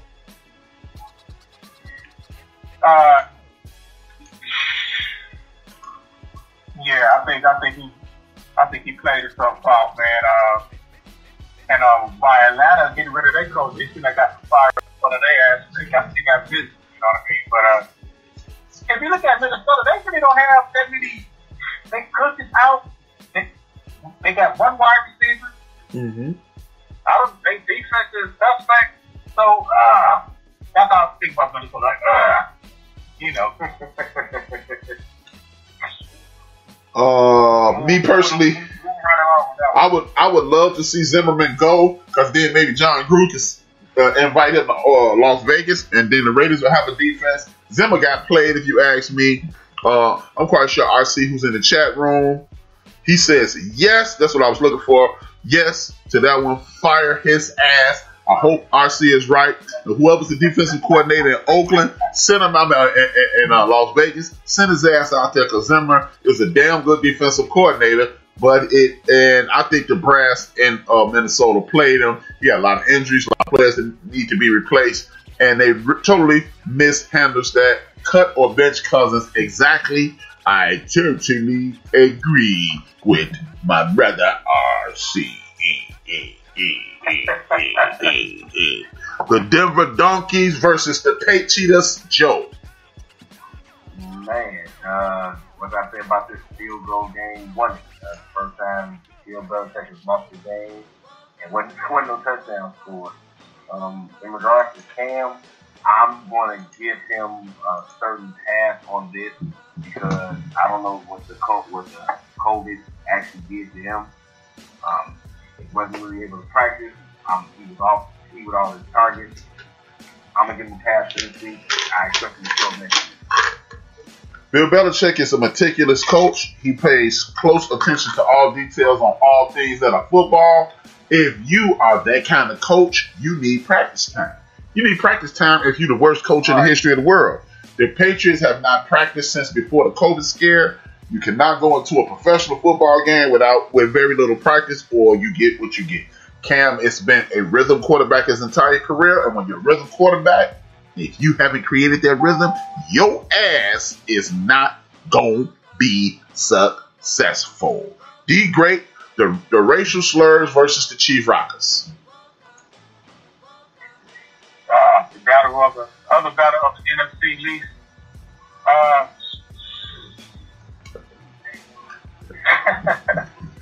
I think the Giants, despite they don't have a running game with Barkley, I'll just tell you one thing about the Giants, man. They play hard. They play hard. Both teams play hard, man. It's one of those things where I just hope both teams lose the rest of their games for the rest of the year. I'm going to give the dumbass general manager of the New York Giants a pass this year. Saquon got hurt. He's been doing a decent job on the rebuild. You're right. Great hire about management. I will give them that. This dude does have them playing hard every week. One thing I respect about the Giants, coaching staff at this point, even though they got one of the dumbest coaches in the world. I'm not gonna go there. But even though he has galvanized the troops, he has them going in one direction, devoid of a star player and devoid of a solid offensive coordinator, if you ask me. But the Giants playing hard, and that's all you can really ask for your team is to play hard. Next year, watch out for the Giants. I said it. Watch out for the Giants next year. I said it. Challenge me. At me. Do what you got to do. The Deacon Dales versus the Microwaves. Joe. Man, this was actually a closer game than I thought it was going to be. The way that so many targets went down for the Eagles. It just seemed like Baltimore got the good lead and they put off the gas. But they won, so with this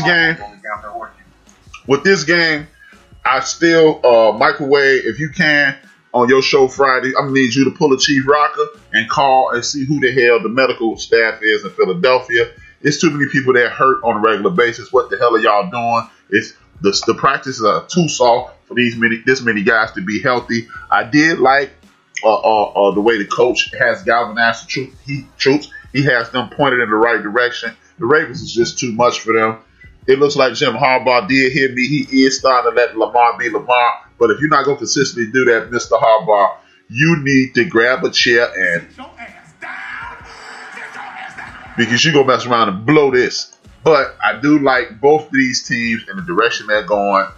Both of them are good organizations, so I ain't really got a whole lot to say about this. Mandelions versus the Steelers. Faker will fail is on the bench. They tried to play it like he's on the bench because of his ankle that got rolled. But D-Grade me, you know the truth. Speak on it. Yeah, I think he lost the team. You can tell by the body language of his wide receiver. I haven't heard Landry. The last time I heard Landry's name was Paul when he did a touchdown pass for Odell. Last time I heard Odell's name called is when he scored a touchdown against the Cowboys. You know what I mean? They have Christmas parties over there in Texas. I mean, at AT&T Stadium. Other than that, man, Cleveland they got some issues, man. When Chubb went down, that's the issue right there. They're run team first. They're running run team and pass team. I'll be hearing the chirpers that Odell needs to be traded. He can get out of there. Blah blah blah blah. You know what I mean? So that team is overrated. You know what I mean? And I like him with Chubb first, and Hunt. But if you can put all your marbles in that quarterback, then you might as well sit your ass down, sit in that big old ass stadium with him doing those commercials. You know what I mean? So this shows you. This game right here shows. This team right here shows you the racial bias in the National Football League quarterback evaluation system. Baker Mayfield is a 6-foot quarterback on his best day. When he's standing up on the deck of cards, he's 6 feet tall. They tried to make this dude the next Drew Brees. He's not Drew Brees. He's kind of like a mini version of Cam, minus the athleticism. Meaning he needs to be in rhythm. They huh? That's what nobody's ever said. He's fat. Oh. That dude is a fat Looper. That's what he look like. Fat, bro. You know what? I wouldn't give a damn if this dude. Hey, let me say this. You can't move around when you fat and you got all that crap around your waist. You can't do No. I didn't. When I said he like Cam, I didn't mean athletically. I meant he's a rhythm quarterback. I just said that because I just had to say that. I always want to say that. He's fat. Yeah, he has very little. They don't put him in rhythm. And when he doesn't read defenses well. He keep hitting wide open safeties and linebackers. He's overrated. He's vastly overrated. This shows you the inability of the National Football League to put race aside, and they continue to pick white boy Roy and try to make him into something that he's not, consistently passing over brothers, and they're going to pay for it time and time again. Baker Mayfield is not. If Baker Mayfield is the answer, the question must have been, who don't we need? So, Baker Mayfield, sit your ass down. It's been one. The Chicago Bears versus the Teddy Bridgewaters. Go! the Bears defense is serious. Hey, as far as it goes, I thought Teddy was going. I picked him this week for Teddy to be able to do something. Try, fail, the defense was coming.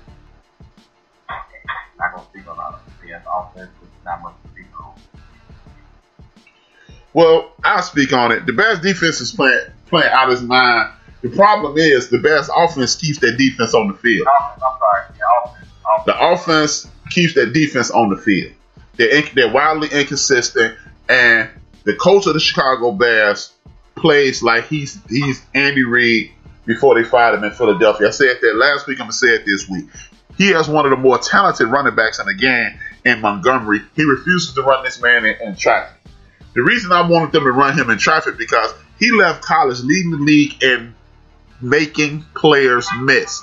When you get to the National Football League, leading the NCAA and making defenders miss, you run this guy between the tackles. So a guy like Nick Foles, who is not the greatest quarterback, he's a win with, not a win because, so he cannot lose the game. You can wear down defenses, and your defense and the Khalil Max and that crew will run at the quarterback like a pack of wild dogs. Shout out to LT. They don't do that. That's why the Bears continue to allow people to stay within striking distance, and that's why they will lose. Mr. Nagy, you are, every time I look at you, I think, is Nagy a good coach? And I say, just so very many ways for me to say this to you. Never, not in a million years, absolutely not. No way, Jose, no chance, Lance, yet, negatory, nah, and of course my own personal favorite of all time, man falling off of a cliff. No! Every time I see Coach Nagy coach a game, that's what I think. Next up, and by the way, it came out this week that the Bears did not want Nick Foles. They wanted Teddy Bridgewater. The Detroit Lions versus the Jaguars. D Great? Man, I thought Jacksonville was going to win that game for some reason because they play good at home. But Detroit, that's another team that plays hard. They always come short up at the end, but they play hard, and that hard play kind of paid off at the end of the game. So the mustache, quarterback with the mustache, man, they might have to reevaluate, that position, because I think his magic ran out, you know what I mean?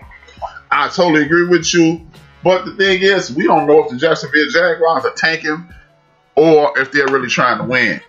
I don't know if that dude is a good enough quarterback to win you a Super Bowl, but he's definitely a good enough quarterback to hold the seat steady until you develop another quarterback. Next year, you will have a free agent by the name of Jacoby Brissett. You have a free agent by the name of Cameron Newton. And you have a couple other good quarterbacks out there if they are trying to win now. I'm not a big proponent in going to get some rookie guy who going to save the day. No, this is not Fat Albert. He's not going to save the day. Y'all going to get y'all draws kicked in y'all ass. Y'all keep playing this crackhead-ass game. We ain't going to talk about the Jets. Joe, the Packers and the Bucks. Man, I believe Aaron Rodgers thought some coach or something because we threw a couple untimely interceptions very quickly. Tom Brady the defense gave him a couple ways back to the ball, gave him a short field. Tom Brady was able to execute. The Rams and 49ers didn't play, did they? They did. Oh, they did? I didn't see that game either. Who gives a fuck game of the week was that game. And with that being said, we still have, let me see how much time I got. We're going to make this quick. We got 4 momentos. We finna do our pigskin pickup, and then we is out of here. Shout out to Tua for getting the starting quarterback job in Miami, but because we're not going to talk about the Jets. The Jets suck. The Dolphins, they got momentum. Brian Flores, I told y'all, that's my mom's favorite team. Rest in peace to my mom. And so I'm a low key, always root for the Miami Dolphins. The Chief Rockers versus the Microwaves. Who y'all got? For those who don't know, that's the Philadelphia Eagles versus the New York Giants. What are they playing on? They playing in Microwave Land. Take it easy. Yeah, they changed up too. I'm gonna go with the Eagles. All three of us picked the Eagles. I picked the Eagles because they're at home. I picked the Eagles because they have more offensive power. And I picked the Eagles because the Giants are not what they used to be. The Jalen Roses versus the anybody who lives in Atlanta. The Cool Sales. Oh yeah. Give me home. They in Cool Sale land. I'm gonna roll with Detroit. I'm rolling with Detroit as well. All three of us picked Detroit. I think all three of us gonna be wrong in the motherfucker. I'm going Raheem Morris, but you know what? I'm going with the black coach. I'm going with the black coach. Fuck. The O.J. Simpsons versus the. Why do they still have a football team?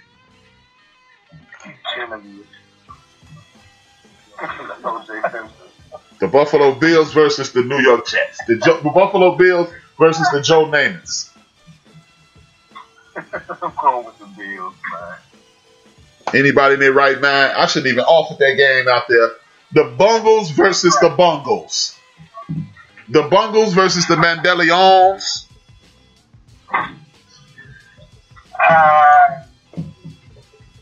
I'm going with Cincinnati, bro. I'm going with the Bengals as well. All three of us picked the Mandelions to get their draws kicked in their ass. The D-grades versus the racial slurs.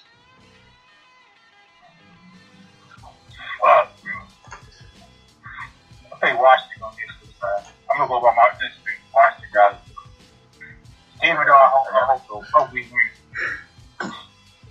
I gotta go with the Washington Red Sox as well. Eating popcorn or something because his hands ain't greasy. I'm going with the Ezekiel DeGraduses. We got 90 seconds to go. The Aaron Rodgers versus Deshaun Watsons. Green Bay and the Packers. I'm seeing they bounce back. I'm going with the black quarterback. It's racial, but who cares? I'm going against Drew Brees versus the Jay Twices. I mean, the Carolina Panthers, Teddy Bridgewater versus the Jay Twices.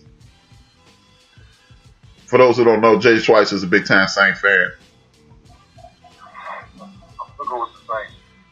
Going with the black quarterback again. I hate Drew Brees. Who you going with, D-Great? Who they playing? Teddy Bridgewater and the Panthers. Panthers. The Mike Tomlins versus the Tennessee Tuxedos. Black coach. I'm going with Mike Tomlin.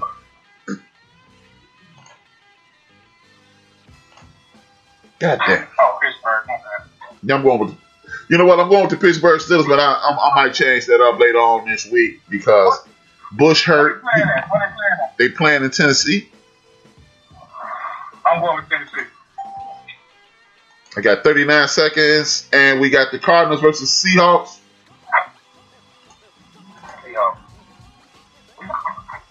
Seahawks. Chiefs versus Broncos. Chiefs. 49ers versus the Patriots. 49ers. Patriots. I'm going with the Patriots. Chargers versus the Jaguars. No need to answer that question. The Raiders beat the Tom Brady's.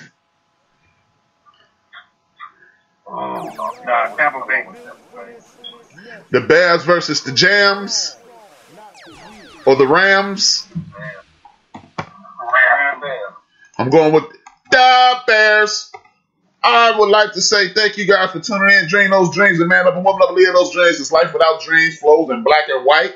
Life with dreams flows in technicolor surround sound. D-Great, get your part shot.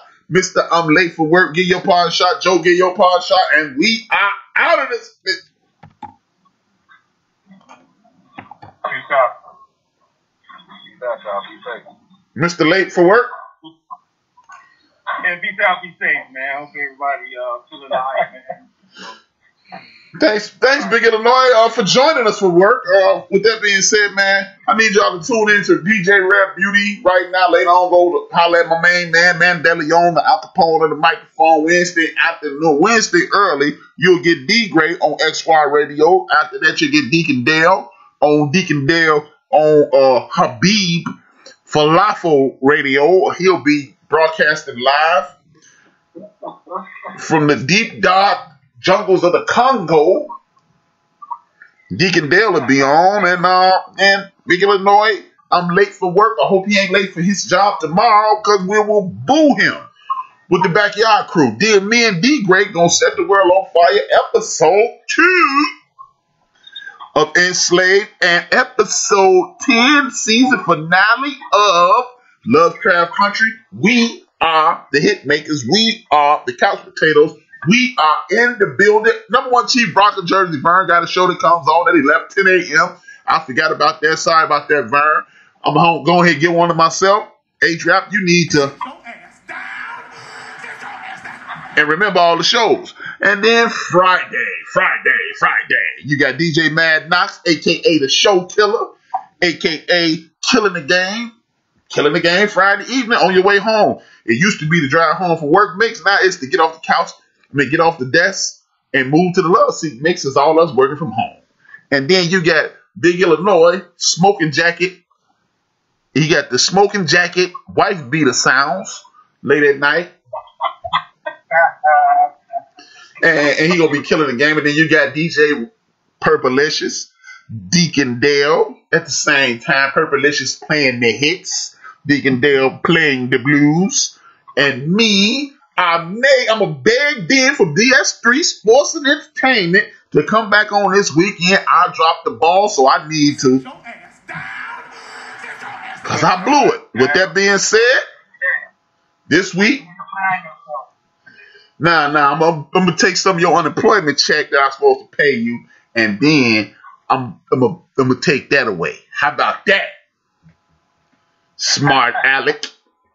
With that being said, man, I really appreciate y'all supporting Built for This Network. I appreciate y'all supporting Black Spreaker. I appreciate y'all supporting the End of the Bench Sports Podcast. And as I just said, dream those dreams and man up and woman up and live those dreams. Because life without dreams flows in black and white. Life with dreams flows in Technicolor and surround sound. Salute to the original Power Father, a.k.a. Reggie O'Shea. For y'all don't know, it's that song, Imaginary Player, when Jay-Z say, hey, is that silver? It's not all this platinum. Reggie O'Shea actually asked Jay-Z that question as his entertainment attorney. Fun hip-hop fact of the day. 2 fingers, 1 word. This is HRap. This is D-Gray. This is Big Joe the Kappa and Big Late Inglewood, a.k.a. Illinois. We are out. We are Built for This Network. For the strong, not the weak.